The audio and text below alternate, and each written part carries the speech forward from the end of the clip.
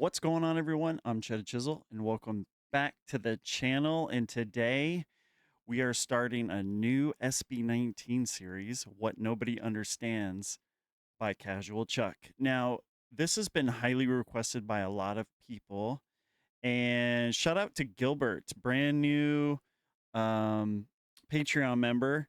He says, please react to this series because it's important to know more about the individual members of SB19.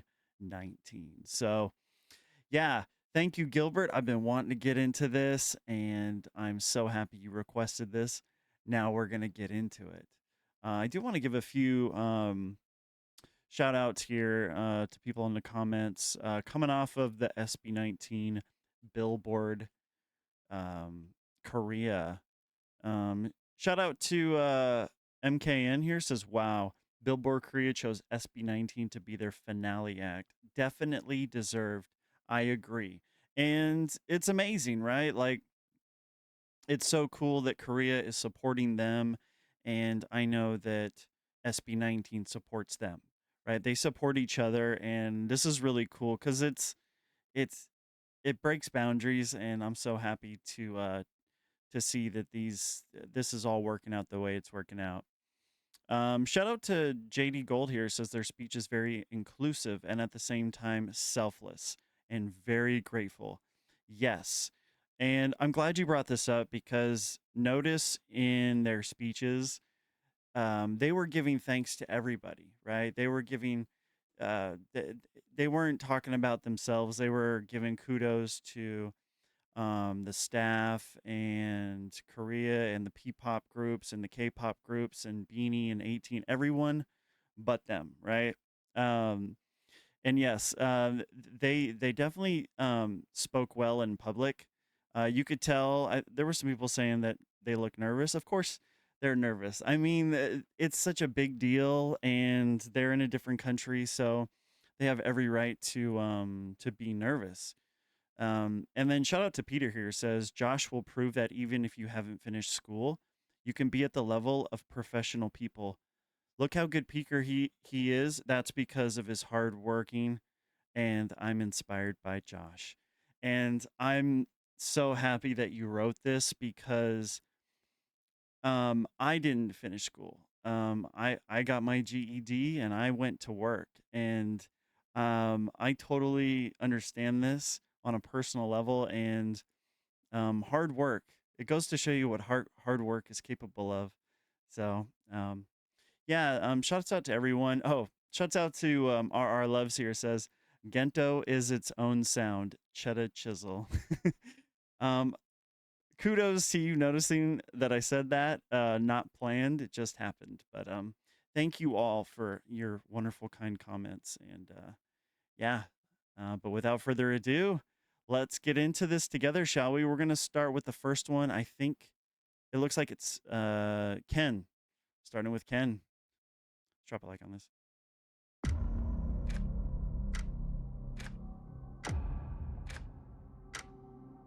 Okay.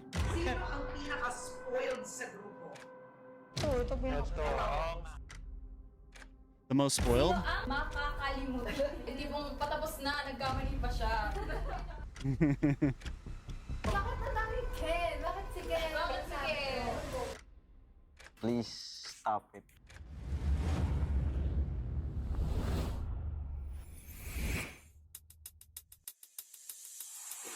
Ken is, in my opinion, the most successful idol in P-pop history. Most fans see him as someone who's living the life most of us can only dream of. But in reality, there's a lot more going on behind all the glitz and glamour. So in today's video, we will reveal the challenges he had to go through just to get where he is today. From being a scrawny kid who only ate instant noodles on his birthdays, to becoming the CEO of his own company. I know, Ken's story is like a definition of rags to riches. And the haters are not having it. He quickly became one of the most polarizing figures in the P-pop industry. But before we talk about all that, let's talk about his humble beginnings because it's straight up inspiring. Yeah, it's crazy too because talking with the Patreon members and some of the community in YouTube, you know, people have discovered different groups and artists in different countries through Ken because he's a fan of other artists around the globe and in different countries, such as Japan, Korea, and whatnot. So it's cool how we're all connected and how people find other people. Like Ken is a great example of somebody who is connected globally.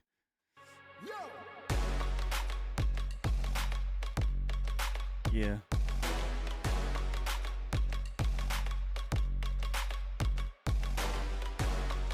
Mr. Backflip.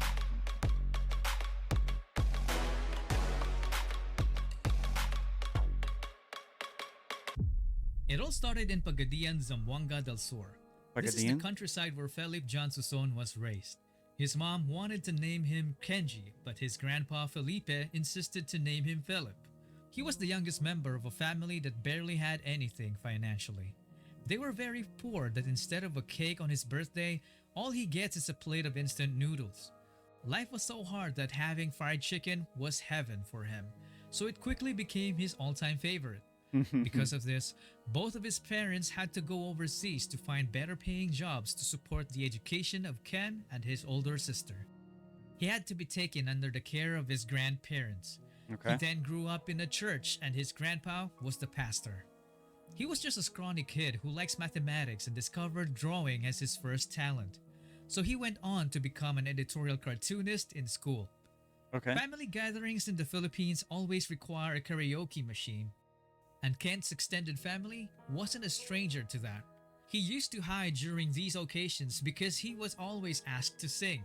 I was told by some sources I guarantee you that, yeah, this is where Ken and I relate, because if it was me and it was karaoke, I would definitely be hiding with Ken for sure.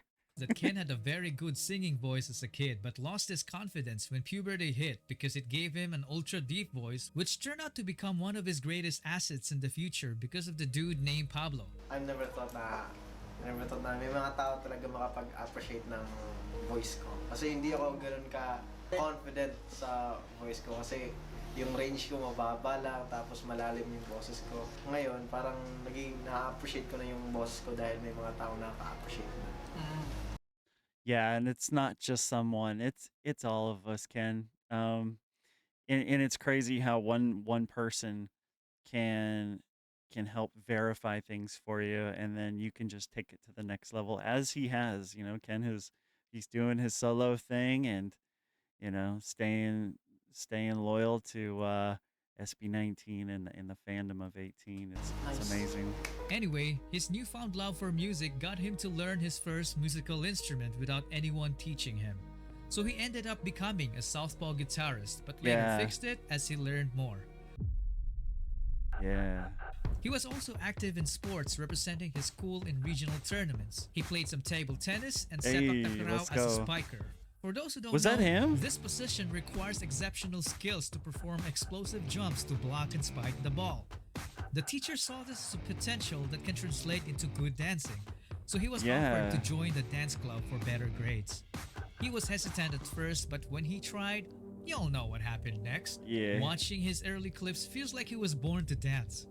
He was even hired by his school to choreograph some dance routines.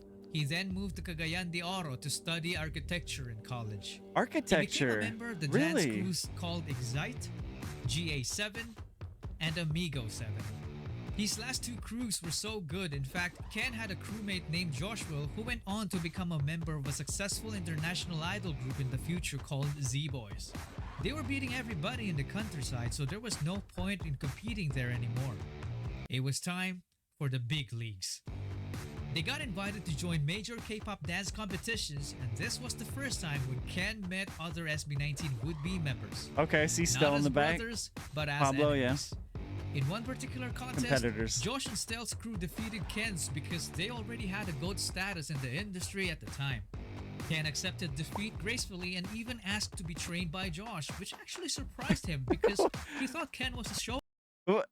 Is that Josh? off. Kinausap Josephine. niya po ako eh. Sabi niya sa akin, Idol Josh. Ganun po tawag niya sa akin yun, Idol Josh. Pasali naman ako sa ano nyo. Pa-training naman ako sa grupo nyo. Kahit sa gilid lang ako. But because of their distance, the training together never happened. Yeah. Ken then went Makes it home to hard. continue his studies. Fast forward to 2017, he received a message from Josh. It was an invite to audition for the fifth member spot of SB19. But there's one problem. Ken had no money, so Josh was like, no problem, I'll take care of it. Ken then told his grandma about stopping school to pursue it, and she was very hesitant because she thought it was a scam, and his parents overseas would have automatically said no. But Ken was so close to his grandma that he managed to convince her to go in secret. So our country boy took off to pursue his dreams. He had nothing with him except his phone, his clothes, and a 1,500 peso pocket money. This time when he arrived at the airport, there was no crew. It was all him. So imagine how that must have felt. Anyway, he took a taxi to SBT Talent Camp. There's a lot of fear that comes with it, I'm sure, and excitement as well. It's probably a whole roller coaster of emotions that that, that he's going to be going through. And of course, the driver scammed him. He had to pay 600 pesos for a supposedly 150 peso trip. What a ripoff. Anyway, he finally met Josh and the boys and started training with them for a year while crashing into a distant relative's house to rest up. He slept on the floor, not with a comforter, but a banig. Because if he didn't, he would be homeless.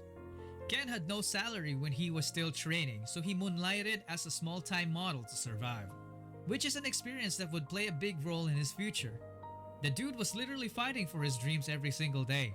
So here comes 2018 when they finally debuted, and though it was a rocky start, they gradually progressed to become the greatest P-pop group God has ever created. If you want to know more about their story as a group, check out the SB19 story series I made, linked down in the description. You can also join the highest tier of our channel's membership if you're interested to be credited as one of the executive producers. So how did Ken become the most polarizing P-pop idol? Like, how is he either obsessively loved by fans or obsessively hated by bashers? Well, he has this persona of a badass dude who doesn't give a shit. And if you combine that with one of the many accusations thrown at him, then they got themselves a new P-pop villain in the making. But there's one thing in common between all those issues. They lack evidence. There are a few exceptions though, but you can't. And it always comes, right? The more popular you get, the more attention you get, the more hate you're gonna get, and the more envious people are gonna get of you. You're getting all this attention, and it's going away from other people. So, and with Ken, he's just so talented, and he's such a visual that it's undeniable. Say a person is arrogant just because he looks cool and badass. The dude is even a softie. He tends to cry in interviews and emotional moments. His awkwardness as a kid is still there, and this TikTok clip says it all. Me and you and me, just us and your friend Steve. Do do do do do do do Steve. Do do do do do do Steve. Do do do do do do Steve. Do do do do do Steve. Do do do do do Steve. Do do do do do Steve. Do do do do Steve. Also, you can't just call a person lazy just because you've seen a few clips of him sleeping. I mean, isn't it a result of him working too hard? Being an idol and I love that Chuck brought this up, right? Like, I think it was one of the reactions I did. It was Dara and SB19 when they did a collaboration with Acer.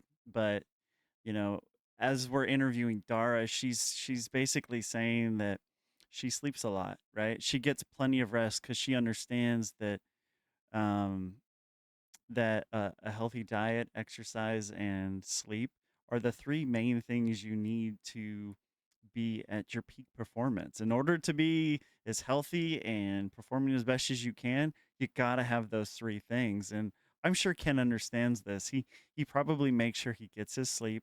He goes hard when he's awake, and he sleeps whenever he can. Like, the guy's probably like constantly training. He's part of a group. He does this solo thing. He's always doing choreographies and traveling and live shows and in the studio. Like, I can only imagine the amount of energy that it takes to do all this stuff. You got to push out all this energy, and you probably just crash He probably wants to sleep more than he does. running your own clothing company at the same time Yeah, is no clothing joke. company. The dude only used to draw this aspiration, but now he made it happen. He managed to build a company that sold out Is that his company? Man, the artistry here is pretty merch in amazing. just minutes. It's insane. It's even rumored Yo, that that his hat's dope. company is now worth more than $1 million. Whether it's true or not, it put an even bigger target on his back. And haters started coming up with even more ridiculous claims. Like accusing him of copying 2 K-pop music videos just because they have a similar vibe. This was easily debunked though. If you want to check it out, I made a video about it. Link down in the description. His main dancer position got also heavily That's crazy too, because I cover a lot of stuff from across the globe, and Ken Philippe, like, he's probably he's definitely one of the most unique trend-setting artists out there. There's no one that quite does what Ken does. criticized because of one single clip of him messing up on live TV. It was unfair in my opinion because Ken has always been consistent in his dance performances, yet the haters suddenly forgot about how good he really is. Ken never fired back. Or did he?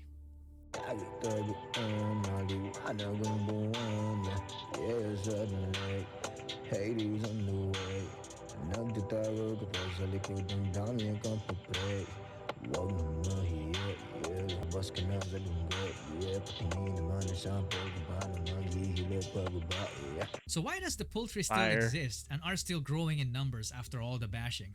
Well, it's because he doesn't only have the alluring personality, but he also has the capability to back it up. Scratch that. Capabilities. What's crazy about Ken is that he has already shown us enough talent like his exceptional dancing and singing.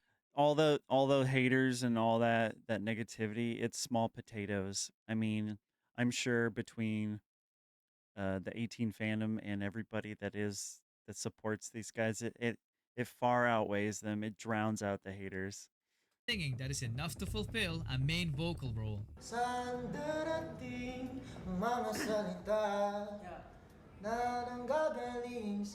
Look at Justin. He's cheesing.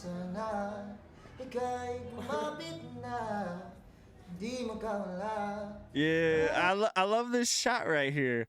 This is good because just look at Justin and look at Stell. They almost have the exact same expression, and it's joy, and they're proud, and they love it, right? Like, this is a good shot.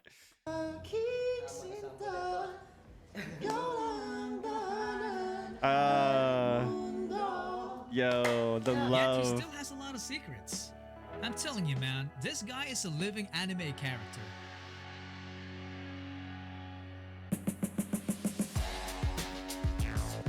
Yeah, Bulan. Have you heard of an idol who is also a CEO? A dancer who is known for his aerial flips but never tells us that he can also breakdance. A singer who writes and co-produces his own songs.